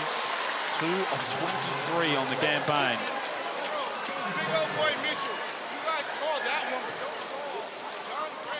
Andrew Andrews still chatting away to the referees. With Rosendale perhaps a little bit rusty. Very proficient shooter, the man from Machuca. I think the one John Brown during the week as injury cover for Ellis Bigger. It's the second free throw. 118 points for the Southeast Melbourne Phoenix as they take another step toward a top 2 finish. It was a slow start and a frenetic finish from the Southeast Melbourne Phoenix. They win by 27, scoring 102 points after quarter time to win it 118-91. Impressive, strong, unified Southeast Melbourne Phoenix, Pete. Legit championship contenders. Oh, absolutely. 102 points after quarter time. We say like crazy. That is ridiculous. And to be fair, 91 from the Taipans, that is more than enough to go and win a basketball game. On the road. 91 on the road, the third game in away in Perth this week and a half. But there's just so much firepower in this Southeast Melbourne Phoenix team. Sobey only has 9 points in the end. They get 118 on the board. Let's get to Kels, who's got our Foot Locker player of the game. I do. Ian Clark is our Foot Locker player of the game. Ian, 19th win of the season for the Phoenix. That one must feel good. Coming away with that after a really rough first half. No, for sure, for sure. I think the first quarter was a wake-up call for us. They came out making shots. We were turning the ball over a lot, so we weren't getting attempts up. But second half, I think we closed it close to the second quarter, and then the second half, we blew the game open. The Phoenix have clinched playoffs. You have notched up your 100th game in the league tonight. Are you excited for the next month ahead? I definitely am. Hold on, because I see him coming right now. No, I definitely am. It was good to have this last one here at State Basketball Center. That's what we want to do. We want to be playing our basketball closer to the end of the season. So. We love it. Yeah, we're going to play our basketball at the end of the season. This is a good win for us. Got to carry it over next week. Thanks for your time. Thank you. A massive win here for the Southeast Melbourne Phoenix. 118 played 91 for the Cairns Taipans. They continue their winning ways. A dominant Southeast Melbourne Phoenix here in the Heartland.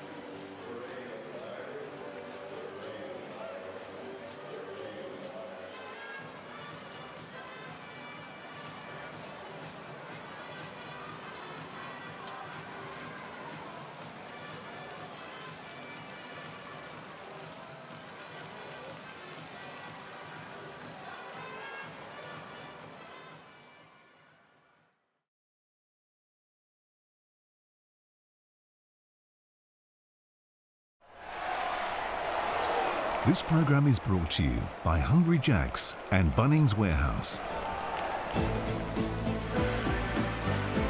Another breathtaking offensive performance from the Southeast Melbourne Phoenix at the State Basketball Centre. They hang up 118 on the Cairns Taipans in a 27-point victory, trailed by 14 in the opening term. And Pete Hooley and Derek Rucker ended up doing it in dominant fashion. They did, and look at the turnover count. That's exactly how Southeast Melbourne want to get at you. Then they got hot, Pete, from the perimeter, knocking down 21 three balls. Joel, I can't get over it. 102 points since quarter time. Yep. It is ridiculous. It was 20-6. On the other side of that, they outscored them 112-71. Whew. It's just absolutely staggering. They're going to be tough to beat 3 times. Yep, indeed they are. So 118-91, our final score here. What a game we've got coming up as well. Tassie and Illawarra. The boys getting ready for the Saturday switch. It's all next.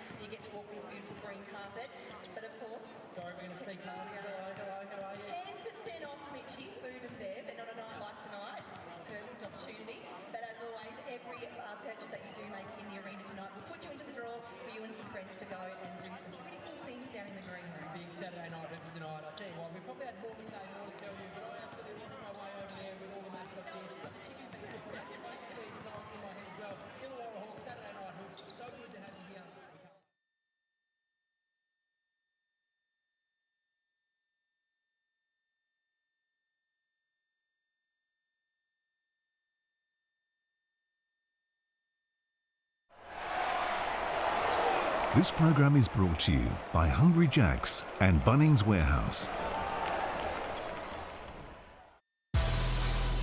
Hello and welcome to beautiful My State Bank Arena. The Tasmania Jack Jumpers taking on the Illawarra Hawks, and the race for the top 6 is heating up. The Jack Jumpers currently sitting in 6th, but ravaged by injury, and the Illawarra